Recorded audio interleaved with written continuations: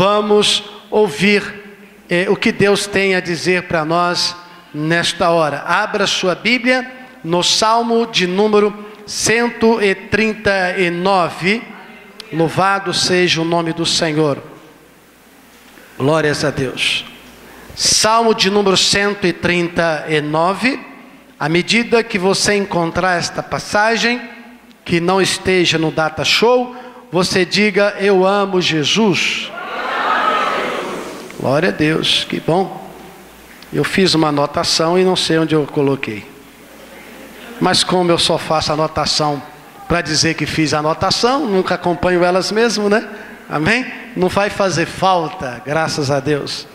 E esses dias nós estávamos fazendo um curso, e o pastor estava dando aula e falou assim: olha, nós convidamos um palestrante para um curso de mestrado lá no Equador, e ele veio dos Estados Unidos para dar o curso. Pagamos caro para ele vir dar essa aula, e tivemos que pagar o avião, de ida e volta, o hotel 5 estrelas, e ainda dar uma boa cooperação para ele. Aí no dia que ele foi dar aula, ele abriu o computador dele, e o computador estragou, e ele acabou, não deu conta de dar aula, porque estava na dependência do computador, e o computador não ajudou ele, e ele pegou e não deu aula e foi embora. E o pastor estava indignado com isso, porque ele acredita que nós não podemos ficar refém de tablet, de computador, de notebook, não quer que seja. Tem que estar dentro da nossa cabeça, principalmente a palavra de Deus, amém? Ela tem que estar aí dentro de você, porque o livro e esses outros materiais, às vezes eles se perdem, eles se estragam, mas aquilo que está dentro da sua mente jamais sairá, amém? Ninguém pode roubar de você. Salmo 139, nós vamos ler do versículo 15 até o 16. Não, vamos voltar, 13 até o 16. Glória a Deus. Ok. Vocês podem ler para mim, irmãos, aqui na mesma versão da Almeida atualizada. Vamos ler todos juntos. Por favor, leiam para mim o texto básico.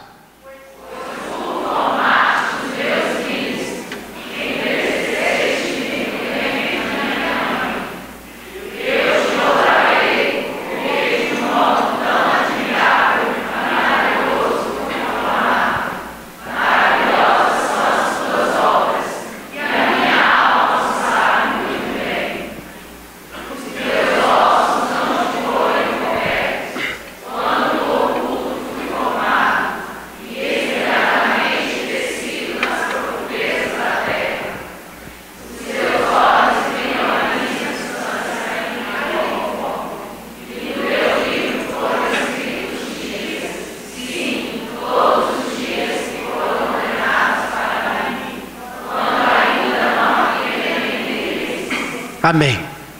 Apenas até aqui. Deus, muito obrigado por tua palavra, Senhor. Graças te damos pelo perdão dos nossos pecados. Graças te damos pela salvação que é nos dada por intermédio do teu Filho Jesus. Graças te damos porque somos brasileiros.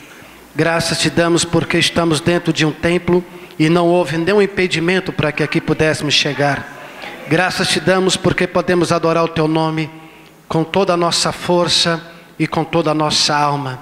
Graças te damos porque há comunhão entre os irmãos. Graças te damos porque o Senhor está no nosso meio. Graças te damos pela presença do teu Espírito Santo em nossos corações. Muito obrigado, Senhor. Louvado seja o teu nome para sempre. Amém. Muito bem, irmãos. Todas as vezes que nós lemos o Salmo, geralmente criamos algumas imagens e acaba que nós cometemos alguns erros. O livro de Salmos é uma coletânea de músicas e como tal deve ser tratado em toda a sua leitura. Por exemplo, é errado dizer Salmo capítulo 139, versículo tal. O certo seria dizer apenas Salmo 139, porque assim se reporta como se nós estivéssemos usando uma harpa ou um inário e procurando um hino, porque todos os salmos são hinos, são músicas, e eles eram muito utilizados no templo de Salomão e nos templos subsequentes, dado as suas reformas, na parte da adoração, no louvor, no culto. E eu fico imaginando como é que eles cantavam o Salmo 119, que possui 176 versículos. Entretanto, nós sabemos que era uma música que era celebrada pelos levitas lá nos templos, na época em que ele ainda existia. E então, esta coletânea de músicas, que uma maior parte da sua construção foi feita por Davi, um outro tanto por Moisés, um outro por Salomão, alguns pelos filhos de Asaf e outro pelos filhos de Coré. Então, há vários autores de músicas nos Salmos.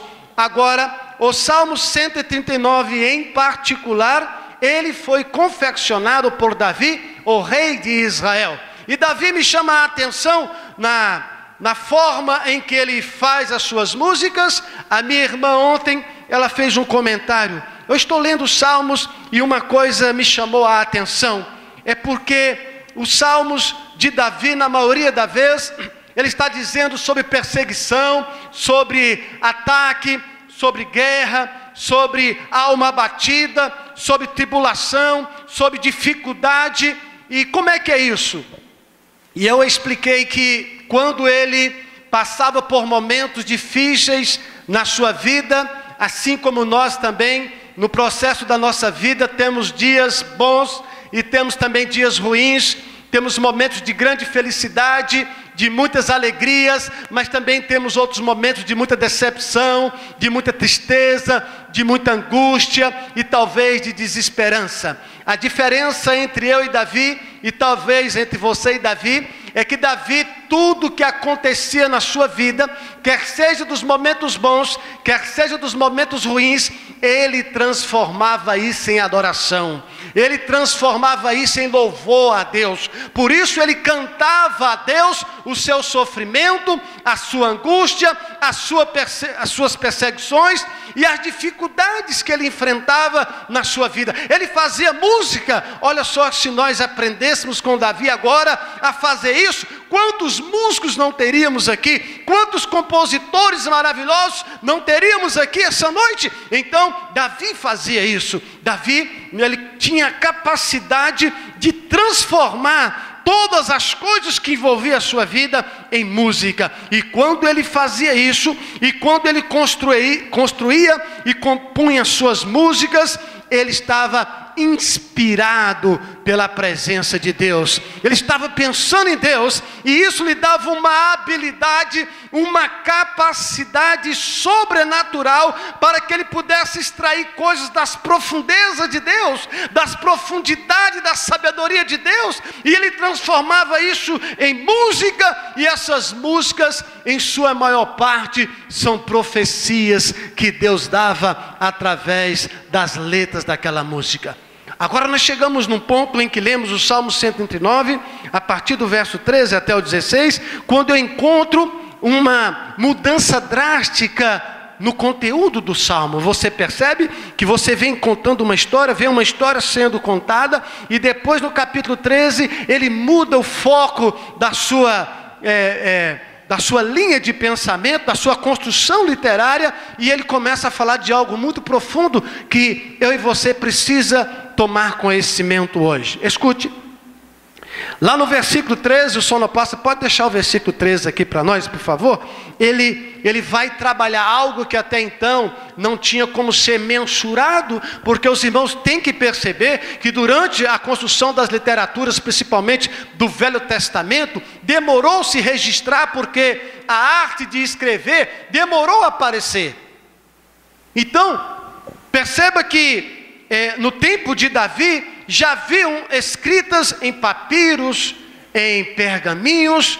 Entretanto, uma linguagem, uma literatura, uma escrita muito arcaica, muito antiga, porque ainda estava sendo formulado as línguas, elas estavam sendo gramatizadas, e ainda não tinha tanto entendimento disso. Então as palavras que eram escritas geralmente dava sentidos duplos, porque se for o hebraico, por exemplo, o hebraico só tem consoantes, ele não tem as vogais, então muitas das vezes se entendia pela pronúncia da palavra, como o nome Yahvé, que é um tetagrama, HVHY, então pelo nome de falar o nome, é que pressupunha que ali tinha uma vogal, e então se criava a palavra. Então escute que era um grau de dificuldade muito grande para se escrever as literaturas, principalmente do Antigo Testamento. Então ele vai falar sobre Deus e contar algo da sua profundidade. Quando ele diz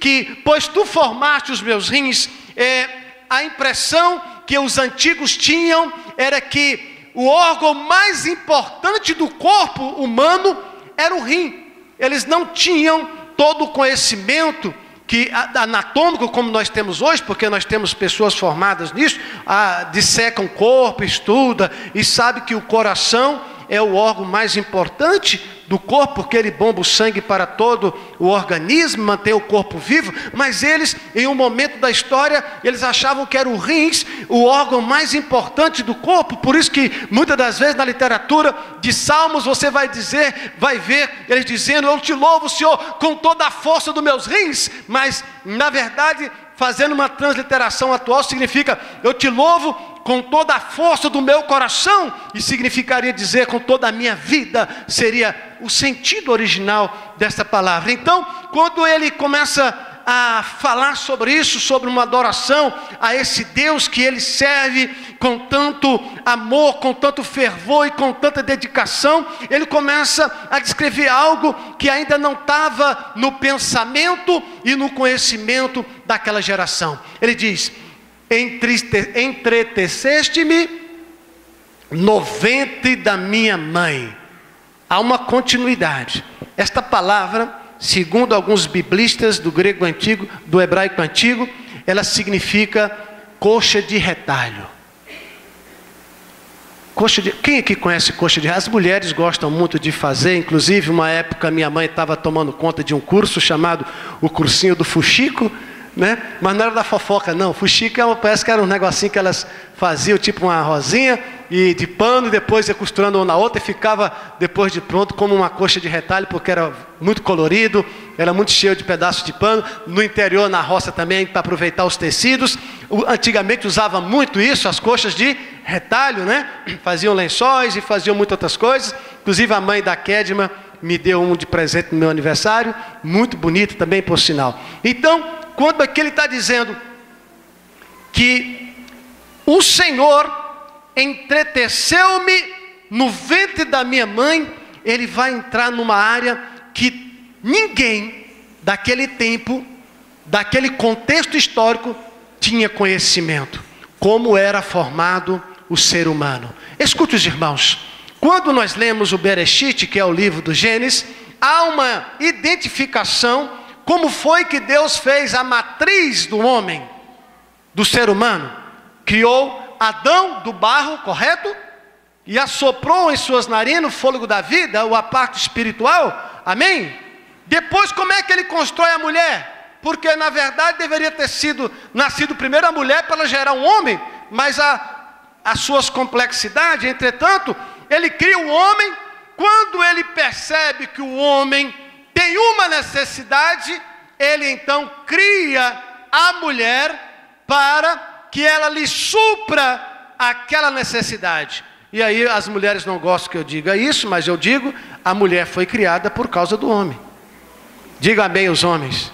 Amém. Digam glória a Deus as mulheres. Amém. Foi um glória a Deus fraco, meio ruinzinho, não acreditou. Mas foi isso que aconteceu. Agora escuta, essa é a matriz do ser humano.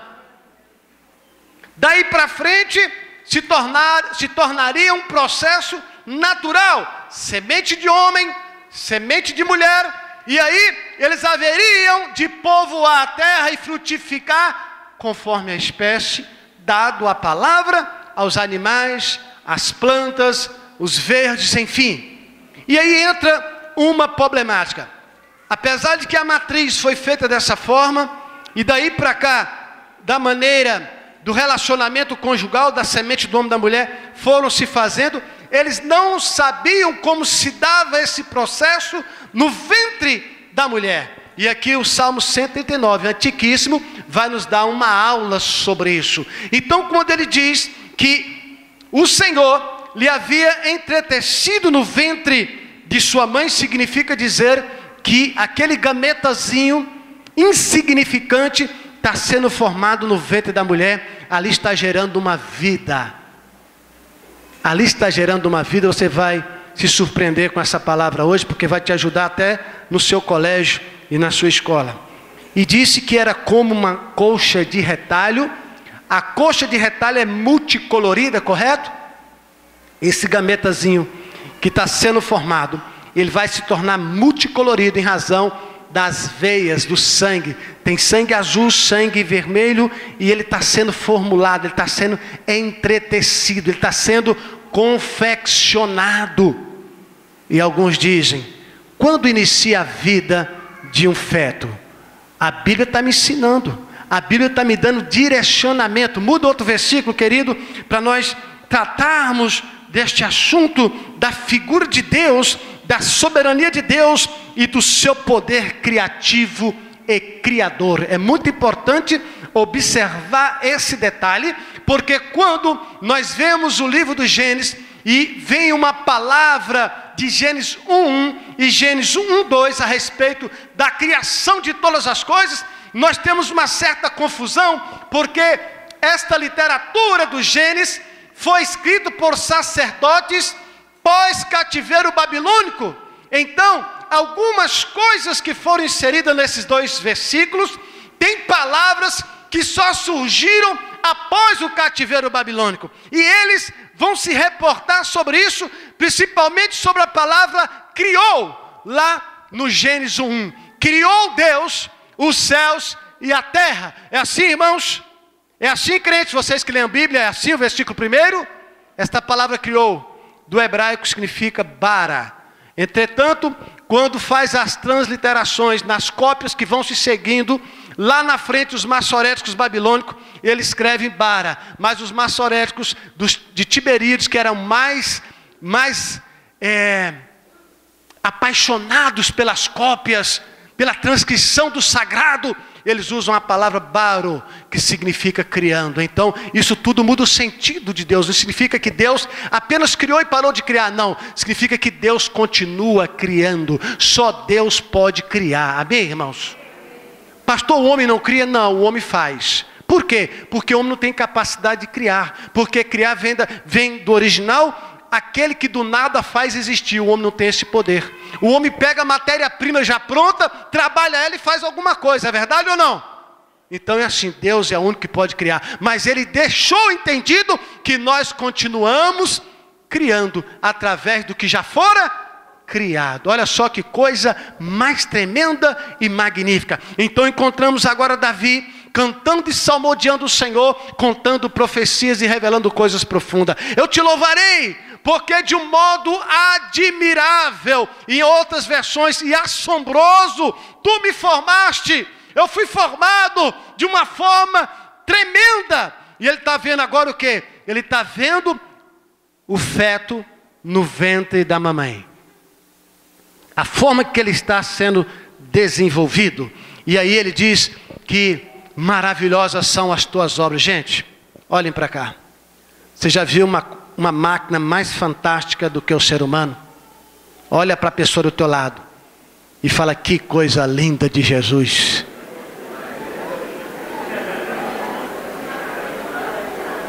Os namorados podem dizer assim: que coisa mais cheirosa do Senhor. E os casais mais apaixonados podem dizer: que maravilha. Gente, o ser humano é uma máquina fantástica. É uma coisa extraordinária.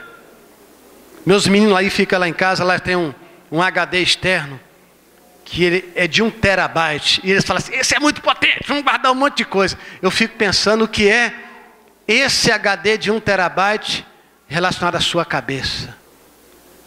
Deus colocou um HD na sua cabeça, chamado de cérebro, irmão, que ele faz o upgrade automático.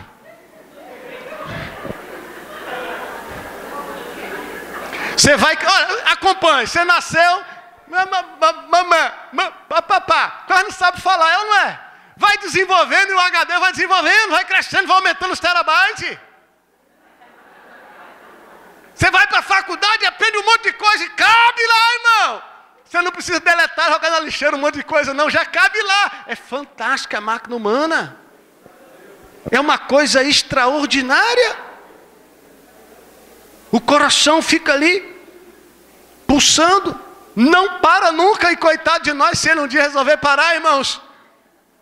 E ele lança sangue em todo o nosso organismo, em todo o nosso corpo, e ele sabe o tempo certo de fazer isso. Quando você está mais tranquilão, você está paradão, o coração bombeia mais tranquilo. Quando você tem uma agitação, ele bombeia mais rápido. Para quê? Para que a sua adrenalina possa correr no seu corpo e te dar o movimento mais rápido, mais defensivo. Se você estiver andando só, ele vai bombar em uma certa frequência. Mas se você precisar correr, ele bomba em outra frequência. É fantástico essa máquina, irmão.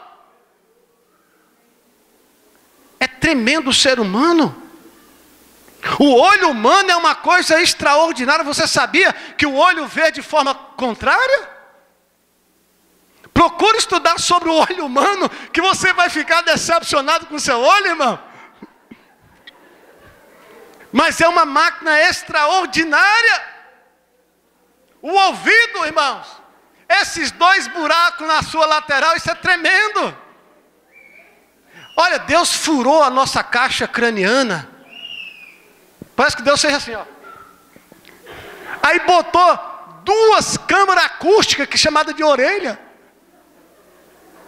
para receber o som. O som bate na orelha e entra para dentro da cavidade auricular. Aquilo corre dentro do nosso cérebro, vai lá e te mostra o que você está ouvindo, vai te denunciar tudo que você está ouvindo e vendo. O nariz, olha que coisa. Eu sei que tem uns narizes aí que eu acho que está roubando mais oxigênio do que o meu. Tem uns narizes aí que está consumindo mais oxigênio do que os outros, mas não deixa de ser um nariz abençoado. A boca, irmãos, que coisa linda é a boca, né, irmão? Agora, coisa interessante aqui no ser humano. Quantas bocas o homem tem? Faz assim. É para falar pouco, irmão. Quantos ouvidos o ser humano tem? Um homem normal. É para ouvir muito, irmão. Então, olha só como é que Deus é sábio. Ouça muito e fale. Meu Deus do céu. Não fala das mulheres não, irmão. Olha só. A língua do ser humano. A língua está escondida dentro de uma caverna, protegida por uma parede de osso e outra de carne. Deus é cuidadoso, é para falar pouco. Mas nós mudamos tudo, né? Fala muito e ouve pouco, é verdade ou não? Mudamos o que Deus fez. Mas estamos sendo entretecidos lá dentro do ventre. Há um projeto para mim e para a tua vida, e ele diz que foi de uma maneira assombrosa, extraordinária, não parecia nada, ínfimo, foi crescendo no ventre, foi tomando forma, depois 2 manchas pretas ali naquela caixa craniana, depois o risco do nariz, da boca, do olho e tal, foi vendo, e ele está vendo tudo aquilo ali, e ele está registrando e fazendo uma música. Aí ele diz, e a minha alma sabe muito bem, olha o 15, irmão. Os meus ossos não te foram encobertos quando no oculto porque está dentro do ventre da mamãe, é ou não é? Ela vai ver a barriga crescendo e tudo, mas lá dentro está formando algo. E o papai, meu Deus, naquele tempo não tinha ecografia, exame de pré-natal, nem nada, irmãos. A mulher ficava grávida, era uma expectativa só. Era uma confiança que era um rapazinho, eles gostavam, judeu mesmo, queria que fosse um rapazinho, porque mulher era dispendioso, tinha que pagar depois um dote para poder casar, era meio complicado, e eles queriam mesmo, era um rapazinho, e ficava naquele entusiasmo, né? E eles estavam ali aquela expectativa daquele ser maravilhoso que está sendo formado lá no ventre da mamãe. E ele diz, esmeradamente tecido nas profundezas da terra. A palavra terra foi um equívoco de transliteração da palavra, porque o nome significa madre.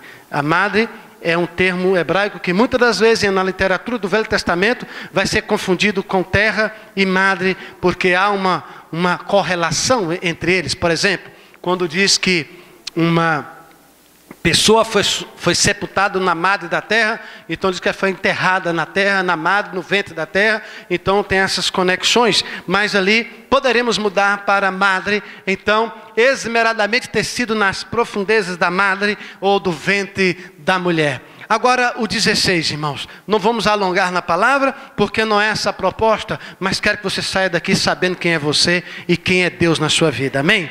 Glória a Deus. Olha, esse cuidado, ele é personalizado, é todo ser humano que está sendo gerado no ventre de uma pessoa. Olha, que aqui ele não diz como se deu essa gravidez.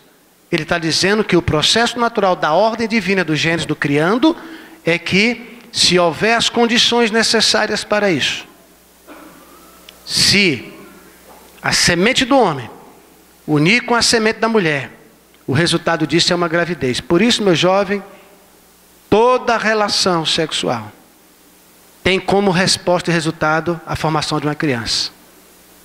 Não diga que não sabia, não esperava que isso não acontecesse. Você é responsável pelos seus atos e a Bíblia te ensina isso. Amém? Se houver as condições normais, a natureza se encarrega de fazer as coisas acontecerem. E ele está vendo isso. Os teus olhos viram a minha substância ainda informe. Para quem assiste televisão e viu como é que forma uma criança, quando ele é pequenino, sabe nem o que é ainda, é verdade, irmãos? Ele é informe, né?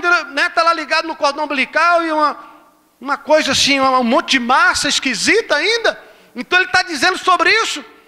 Agora ali é muito importante aquela outra parte B desse versículo. E no teu livro, diga, no teu livro, Deus, foram escritos os dias. Só que na outra versão está: em teu livro foram escritos todos os meus dias.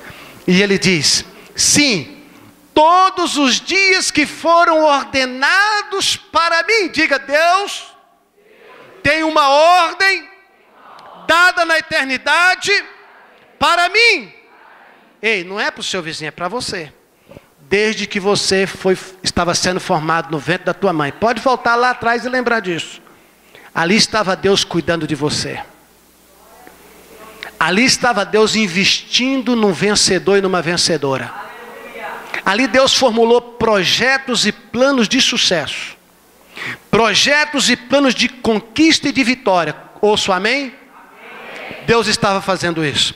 E ele diz que no livro ele escreveu toda a sua história, desde o seu nascimento até a sua morte. Eu creio que isso é muito sério. O que vocês acham? Aqui nós vamos entrar no ponto da ética cristã. Qual é o ponto da ética cristã que nós vamos entrar em dialética agora? O aborto. E agora, qual é a nossa palavra? Eu sei que tem alguns que são favoráveis, eu concordo e tal. Depois desse salmo, eu refletia melhor e pensava melhor sobre a minha palavra sobre essa coisa, viu, irmãos? Porque, olha só, diz a Bíblia que há um livro registrando toda a minha história de vida, quando eu ainda não havia nascido, mas estava confeccionado no ventre da mamãe. O que eu aprendo aqui é que a sua história, meu irmão, minha irmã, foi registrada na eternidade. E não foi uma história de derrota, pode ter certeza disso. Deus não escreveu nenhum enredo de derrota. Toda a história foi uma história de conquista, de vitória e de sucesso. Se ela não deu certo, a culpa não foi de Deus. Foram as opções e decisões que você tomou para a sua vida. Foram as escolhas que você fez. Se você hoje é uma pessoa que está derrotada, está sofrendo, está cheio de problema, não foi Deus que criou isso na sua vida. Foi você que arrumou esses problemas. Ok? Escute. Quando eu lembro de livro, agora eu vou lá no Apocalipse, no capítulo 20. E lembro que lá tem uma passagem que diz que nos dias do julgamento de todas as pessoas será aberto o livro da vida, o livro que é a Bíblia e os livros. Dentre estes, o livro da sua história. Sabe o que eu penso? A Bíblia me diz que o anjo do Senhor acampa-se em volta do que os temem e os livra. No Salmo diz isso, dando um entendimento de que para cada pessoa existe um anjo da parte de Deus, que é comumente chamado na Igreja Católica do anjo da guarda, mas não é essa a terminologia que a Bíblia aponta. Então, diz que tem um anjo. O que faz esse anjo? Além dessa coisa do livramento, enfim, eu penso que há um registro da sua vida para saber se você está seguindo o manual da sua construção.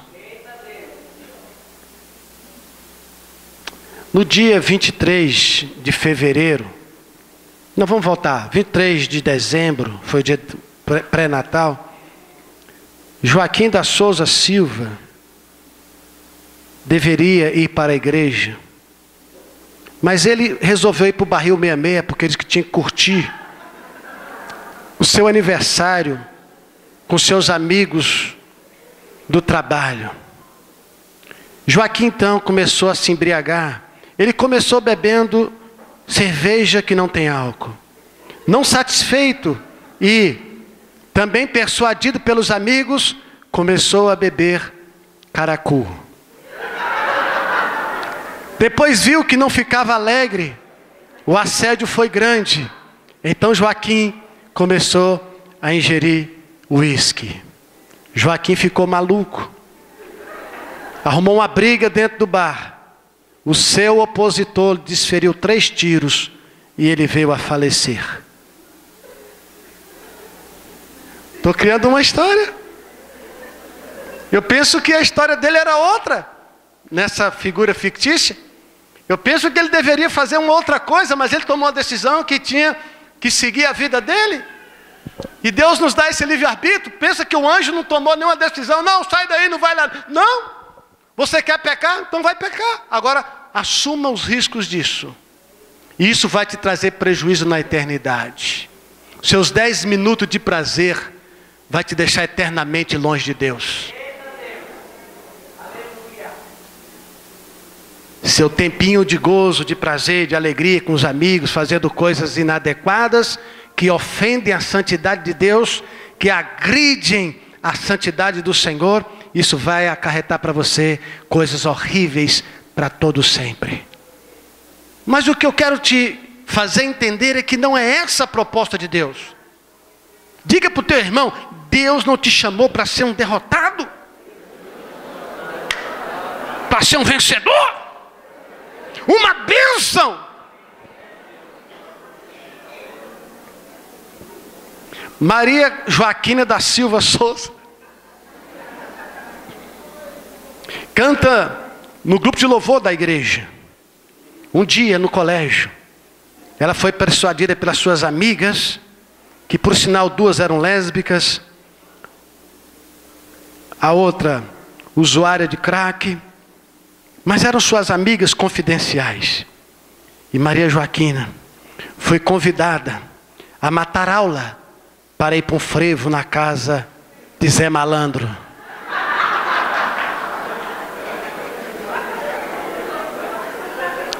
Maria Joaquina deveria estar na sala de aula. Ela saiu de casa de manhã para ir para o colégio, para a escola. Falou para o pai e para a mãe que ia para a escola, pegou os cadernos, era para estar estudando. Aquela hora de matemática e ela estava tão ruim, tirando notas baixas.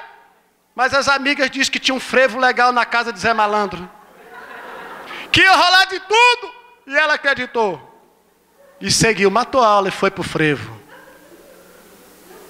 Chegando lá, havia muita Coca-Cola com vodka.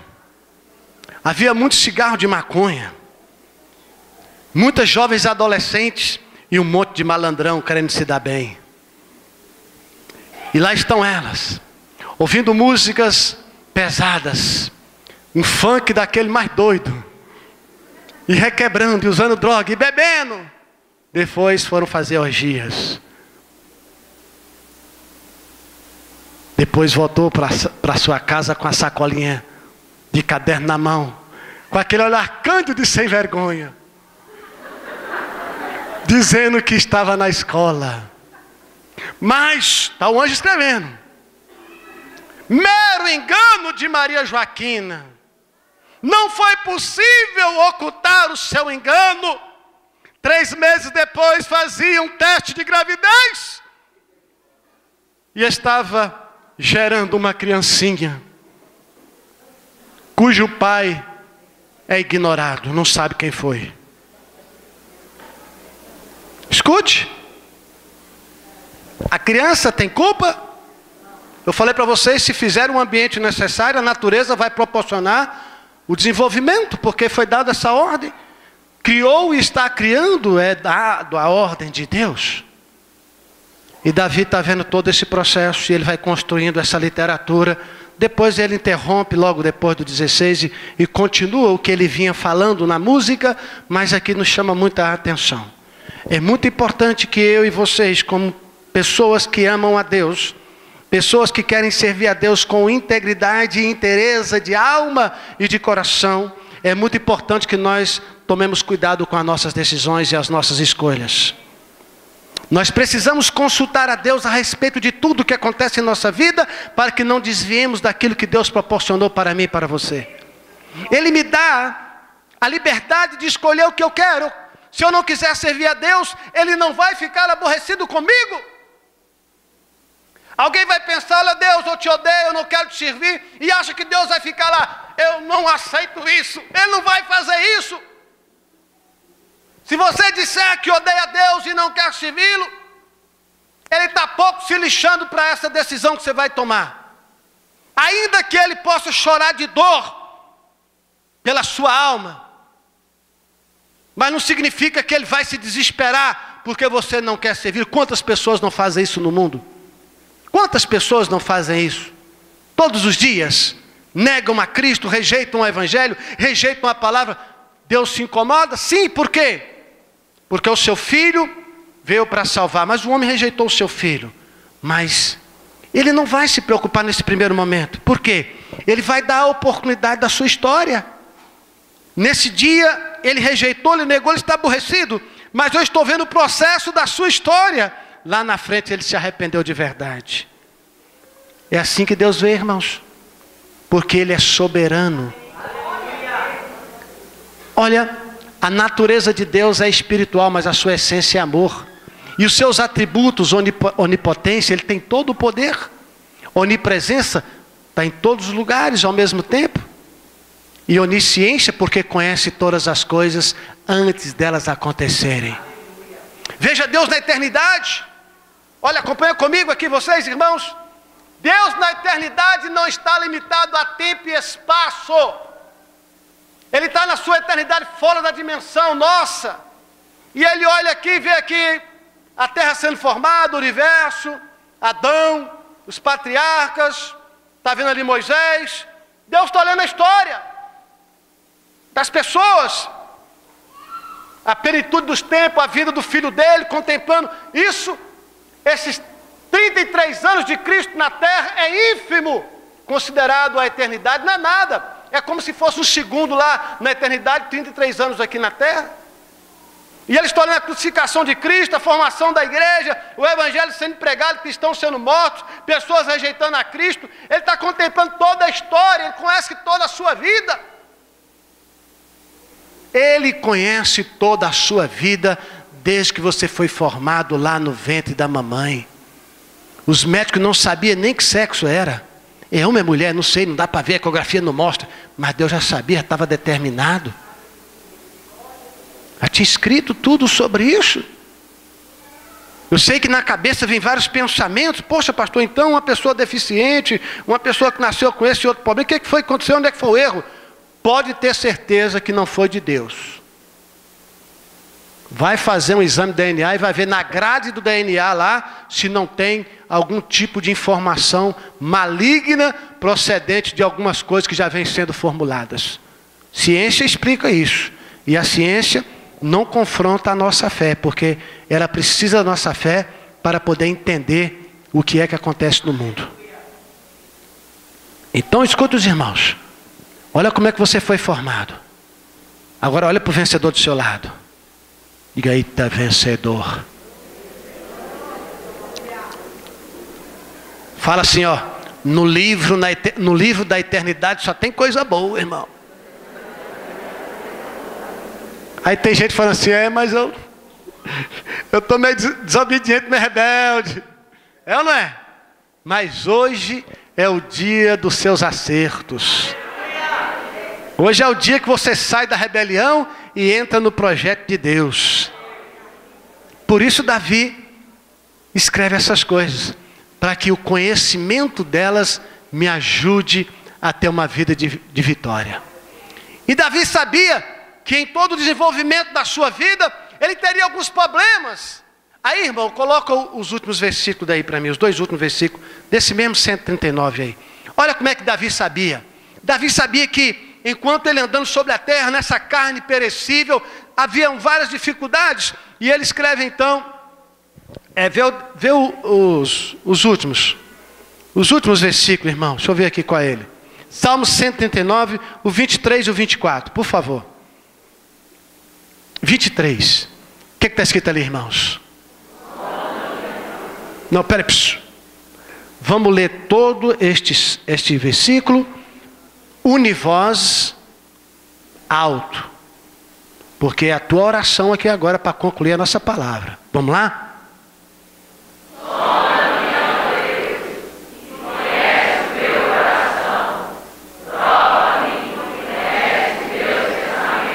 Para aí.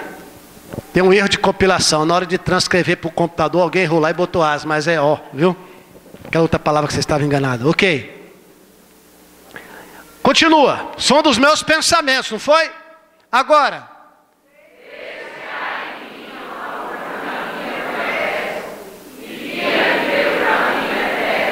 Olha como é que ele conclui essa profecia, irmão. Ele quer dizer assim, Deus, tu sabes que o Senhor só fez coisas certas. O Senhor fez um registro positivo, maravilhoso e perfeito. Entretanto, eu não estou conseguindo me manter nessa postura. Eu tenho dificuldade durante a minha vida, eu tenho tomado decisões erradas. Olha, Senhor, sonda a minha mente, vê se há desejos, sentimentos malignos, vê se há coisas perversas em mim. E me ajuda, Senhor, e me guia pelo caminho da eternidade. Ou seja, eu quero andar no propósito que o Senhor definiu para a minha história. Eu quero andar dentro do princípio que o Senhor já abordou para a minha vida, já adotou para o meu coração e para o meu futuro. Ele está em suas mãos. Me ajuda, Senhor. Olha, irmãos, essa deve ser a minha e a tua oração. Senhor, eu sei que o Senhor escreveu coisas maravilhosas a meu respeito, mas eu tomei muitas decisões equivocadas. Eu permeei por caminhos tortuosos, mas estou aqui lhe pedindo, me ajuda, Senhor. Eu quero ser levado, eu quero ser guiado pelo caminho da eternidade, o caminho que o Senhor tem para mim. E se este caminho da eternidade está disponível para mim, eu quero andar nele. Se você quer saber qual é o caminho, João 14,6 diz, disse Jesus. João 14,6, irmãos. Vê se consegue fazer para a gente identificar o caminho, porque tudo isso vai convergir para Jesus, vai chegar até Jesus, ele não tem como escapar disso. Escute, ele vai dizer então, respondeu-lhe Jesus, eu sou.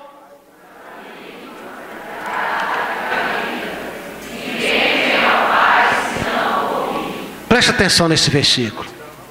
Quem disse isso? O que o salmista disse?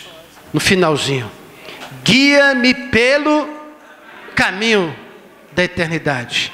Escute, irmãos, olha a comparação. Escute os irmãos. Eu sou caminho, verdade e vida. Ele está dizendo, ninguém vai ao Pai. Está escrito isso? Como é que está escrito? Ah, ninguém vem. Você já prestou atenção nisso aí? Você que lê a Bíblia, estuda a Sagrada Escritura, você prestou atenção nesse versículo, querido? Ele é o caminho da eternidade. E ninguém vem, ele está dizendo assim, ninguém vem. Ele é Deus. Ele é o Senhor da tua vida. É Ele quem escreveu a tua história. E é Ele quem te ama. É Ele quem quer te salvar. É Ele quem não abre mão de você. É Ele quem quer restituir a sua história, a sua vida. Ele quer mudar a sua vida. É Ele. Vamos ficar em pé, irmãos, jogando a mão para cima e glorificando a Deus e aplaudindo a Ele com louvores.